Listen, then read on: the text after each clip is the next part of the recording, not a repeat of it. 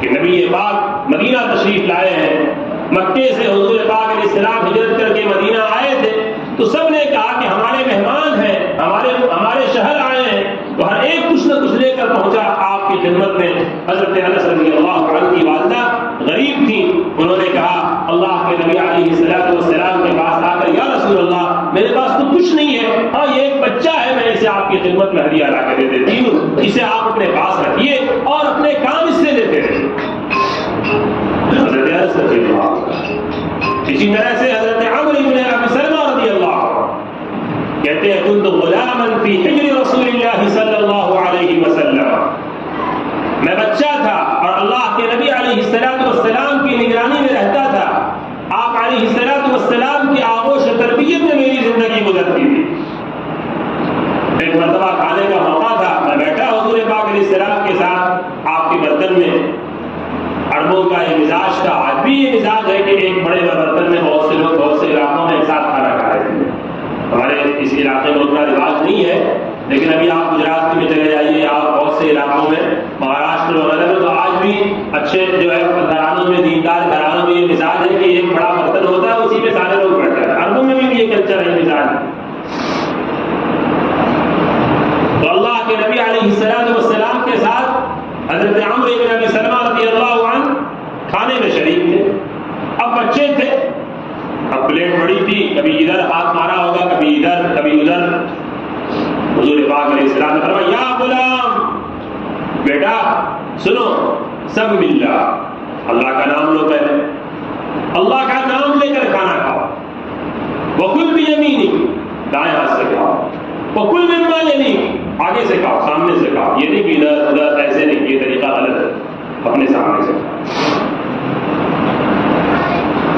یہ ادب ہے، جو ادب نبی پاک، میں یہ حدیث بتا کر یہ سمجھانا چاہ رہا ہوں کہ حضور پاک علیہ السلام نے ادب سکھایا کہ روکنا، ٹوکنا، بچوں کو ادب دینا، بار بار بتانا، ان کو نگرانی میں رکھنا۔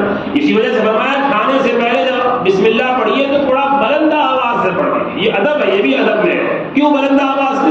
تاکہ کوئی بھول گیا ہو اسے بھی یاد آئے۔ کھانا ایک ساتھ کھائیے بچوں کے ساتھ، ان کو ادب بھی سکھائیے۔ یہ کوئی کمال کی بات نہیں ہے کہ نہیں ارے میں تو بہت مشغول آدمی ہوں، بہت بزی پرسن ہوں، مجھے ٹائم نہیں ملتا ہے، بچے کب آتے ہیں کب کھاتے ہیں، بس میں اپنا نکل جاتا ہوں۔ یہ کون سی کمال کی بات ہے؟ جہالت کی بات کر رہے ہیں۔ بچوں کے ساتھ کھانا کھائیے، انہیں بھی اپنے ساتھ رکھیے، مشغول کیجیے، اور اس کھانے کے اندر بھی آپ ادب سکھلائیے۔ دسترخوان بچھاؤ، دسترخوان کا رواج ایک مسلمان کے گھر میں بغیر دسترخوان کے کھانے کا رواج نہیں ہونا چاہیے۔ دسترخوان بچھائیے، کوئی دانا گر جائے اسے اٹھا کر کھانا، یہ ادب ہے۔ یہ چھوٹی چھوٹی چیزیں ہیں مگر یہ بہت بڑی بات ہے۔ اللہ کا نام لے کر بچے کھائیں، رزق کا احترام بچوں کے اندر پیدا ہو، اور یہ احساس دلائیں جو کھانے کے آداب ہے کہ ٹیک لگا کر مت کھاؤ، یہ کھانا تمہارا محتاج نہیں ہے، تم کھانے کے محتاج ہو، تمہیں ضرورت ہے کھانے کی، کھانے کی تھوڑی، کھانے کو تمہاری کوئی ضرورت نہیں ہے، تم نہیں کھاؤ گے کوئی اور بندہ کھائے، کھانا ہمارا محتاج ہے، کھانا نہیں محتاج ہے، ہم محتاج ہیں اس کھانے کے، اس دانے کے۔ یہ ادب ہے زندگی کا جو ہمیں اپنے بچوں کو سکھانا چاہیے۔ کپڑے پہننے کا آج ہم لوگوں نے اپنے بچوں کو جو آزادی بچپن سے دے رکھا ہے، وہ آزادی بچپن میں تو دیتے ہیں، جب بچے بڑے ہو جاتے ہیں تو روتے ہیں۔ کیا بچپن میں جو کنٹرول رکھنا چاہیے اور آزادی جس حد تک دینی چاہیے، جب اس حد تک آزادی رہتی ہے تو پھر بچے ہمیشہ والدین کے کنٹرول میں رہتے ہیں، والدین کی باتیں سنتے ہیں، والدین کا احترام ان کے دلوں میں ہوتا ہے۔ اور جب بے تحاشا آزادی بچوں کو بچپن میں ملتی ہے تو بعد میں وہی بچے ناسور بن جاتے ہیں۔ اس لیے اولاد کی ذمہ داری والدین کی ہے، اور جو سب سے بڑی ذمہ داری ہے، نبی پاک علیہ السلام نے فرمایا ما نحل والد ولدا افضل من ادب حسن، فرمایا کسی باپ نے اپنے اپنی اولاد کو اچھے ادب سے بہتر کوئی ہدیہ اور تحفہ آج تک نہیں دیا. کسی باپ کو اگر اپنی اولاد کو کوئی ہدیہ دینا ہے، کوئی تحفہ دینا ہے، کوئی انعام سے نوازنا ہے، کسی انعام سے نوازنا ہے، تو آپ یاد کیجئے جو سب سے بہترین تحفہ ہو سکتا ہے، جو سب سے بہترین انعام ہو سکتا ہے، وہ یہ ہے کہ آپ اپنے بچے کو اچھی تعلیم دیں، اچھا ادب دیں، اچھے استاذ کے ذریعے اپنے بچوں کو دینی تعلیم سے نوازیں. اسکول کی تعلیم کی ضرورت کو سمجھانے کی یہاں پر یہ کوئی ضرورت نہیں. اسکول کی تعلیم کتنی ضروری ہے وہ سب آپ سمجھ رہے ہیں. مکتب کی تعلیم، ہمارے ان بچوں کو جو اسکولوں میں کالجوں میں جا رہے ہیں، ان بچوں کو بنیادی دینی تعلیم دینا، یہ ہماری اتنی بڑی ذمہ داری ہے اور ایسی ہی ذمہ داری ہے جیسی ضرورت، جیسی ذمہ داری ہم اس بات کی سمجھتے ہیں کہ میرے بچے کو کھانا وقت پہ دینا چاہیے. یہ بتانے کی ضرورت ہے. یہ ہم میں سے کون نہیں سمجھتا ہے کہ بچوں کو کھانا ملنا چاہیے؟ یہ ہم میں سے کون نہیں جانتا ہے کہ بچوں کو پانی ملنا چاہیے؟ بچہ بیمار ہو جائے تو کیا کرنا چاہیے؟ دوا دینا چاہیے. اسی طرح سے اس بچے کی غذا جیسے کھانے کی ہے، بیمار پڑنے پر علاج کی ہے، اس کے بدن پہ لباس اور کپڑوں کی ہے، ایسے ہی اس کے لیے والدین کے اوپر ایک فرض ہے کہ ان بچوں کے بنیادی دینی تعلیم کی فکر ہے. اس کی روح کی غذا، جسم کی غذا کھانا ہے، روح کی غذا بنیادی دینی تعلیم اور اللہ کی فکر. اس بچے کے اندر اللہ کی فکر پیدا ہو، اللہ کا احترام پیدا ہو. وہ بچہ بچپن سے اللہ کی وحدانیت، اللہ کی قدرت، اللہ کی کبریائی، ایک اللہ کا یقین اس بچے کے اندر، اس بچے کے دل میں پیدا ہو. اس جو فکر کو پیدا کرنے کی اور اس ذہن کو پیدا کرنے کی، اس ذہن کو بنانے کی ذمہ داری والدین. جب یہ بچے بڑے ہوں، بے باک اپنی زبان سے کہیں قل یا ایھا الکافرون لا اعبد ما تعبدون ولا انتم عابدون ما اعبد ولا انا عابد ما عبدتم ولا انتم عابدون ما اعبد. یہ بچے اپنی زبان سے کہنے چاہیے. ان کے احساس یہ ہو، وہ کسی بھی کالج میں پڑھیں، کسی بھی اسکول میں پڑھیں، کہیں بھی جائیں، جب ان کے سامنے لوگ اور دنیا کی تعلیم اور اسکولوں اور کالجوں کا نظام جب ان سے یہ کہیں کہ سورج کی طاقت سے کچھ ہوتا ہے، جب ان کے سامنے کالجوں کی تعلیم سے یہ ان کو برابر کرایا جائے اور ان کو یہ سمجھایا جائے کہ سورج کی پرستش اور سورج کی عبادت اور پھر وندے ماترم اور فلاں فلاں اس طرح کی کہ جب ان کو تعلیم دی جائے تو یہ بچے زبان حال سے کہیں اور زبان قال سے کہیں قل یا ایھا الکافرون لا اعبد ما تعبدون ولا انتم عابدون ما اعبد. اے لوگو، اے کفر کی جماعت، سن لو، میں اس چیز کی عبادت نہیں کر سکتا ہوں جس کی عبادت تم کرتے ہو. میں ان معبودوں کو نہیں پوچھ سکتا ہوں جنہیں تم پوچھتے ہو. میں سورج کی پرستش نہیں کرتا، میں چاند کو نہیں پوچھتا، میں دنیا کی کسی طاقت کو نہیں، میں اس کے سامنے اپنے سر کو نہیں جھکا سکتا. اگر میرا سر کسی کے سامنے جھکے گا تو وہ ایک اللہ کے آگے جھکے گا. یہ احساس ان بچوں کے دل میں پیدا کرانا آپ کی ذمہ داری، آپ کا کام ہے. آپ سوچیے کہ ہمارے پیسے خرچ کہاں ہو رہے ہیں؟ بچوں کے لباس پہ، بچوں کے کھانے پہ، بچوں کے تماشوں پہ، بچوں کے کھیل کود کے سامان پہ، بچوں کے لیے کھلونے پہ، بچوں کے لیے سائیکل اور بچوں کے عیش. بچہ ایک تمنا کر لے اور ایک خواہش اپنی ظاہر کر دے، ماں باپ اس کی خواہش کے آگے پیچھے دوڑتے ہیں، اس کی ایک ایک خواہش کو پوری کرتے ہیں. آپ یاد رکھیے، یہ جہاں یہ سب چیزیں آپ سمجھتے ہیں، آپ نے کتنی مرتبہ سوچا کہ آپ کی کمائی اور آپ کے گاڑی محنت کی کمائی اور آپ کے پسینے کی اور آپ کی محنت کی جو کمائی ہے، یہ کمائی کہاں جا رہی ہے؟ اس میں سے کتنا پیسہ آپ اس بات کے لیے لگاتے ہیں کہ میرے بچے کا ایمان اور میرے بچے کا یقین مضبوط ہے. میرے دوستو، آج محنت ہو رہی ہے اس بات کی. پوری دنیا میں پورا تعلیمی نظام، پورا اسکول اور کالجوں کا کلچر اسی بات پہ محنت کر رہا ہے کہ آپ کے بچوں کے اندر سے ایمان اور دین نکال لیں. وَلَن تَرْضَىٰ عَنكَ الْيَهُودُ وَلَا النَّصَارَىٰ حَتَّىٰ تَتَّبِعَ مِلَّتَهُمْ. اللہ نے فرما دیا ہے کہ یہود اور نصارہ، یہ دنیا میں جو قومیں ہیں، یہ آپ سے راضی نہیں ہو سکتے، آپ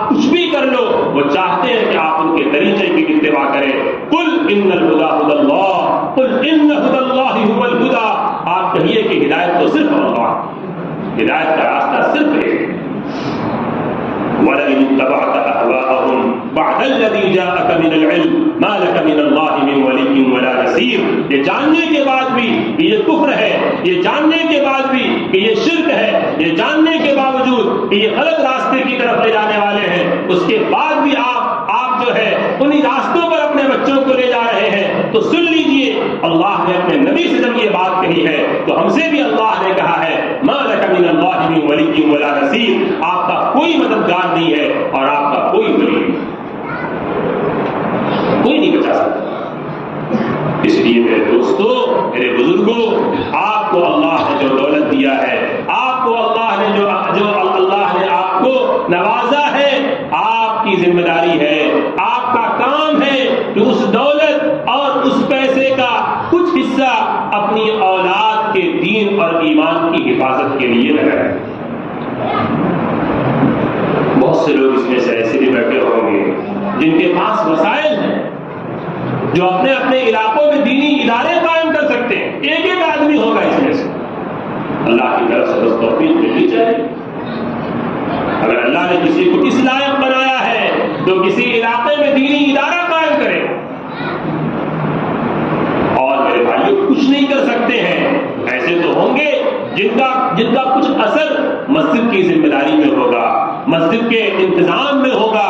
آپ اتنا احساس کر لیں اور اس کے لیے تیار ہو جائیں کہ آپ کے ماں باپ نے اور آپ کے بزرگوں نے اور آپ کے بڑوں نے اور آپ کے آبا و اجداد نے یہ مسجدیں اس لیے نہیں بنایا تھا کہ یہ مسجدیں ویران رہیں اور مسجدوں کے اندر صرف بوڑھے اور بزرگ نظر آئیں۔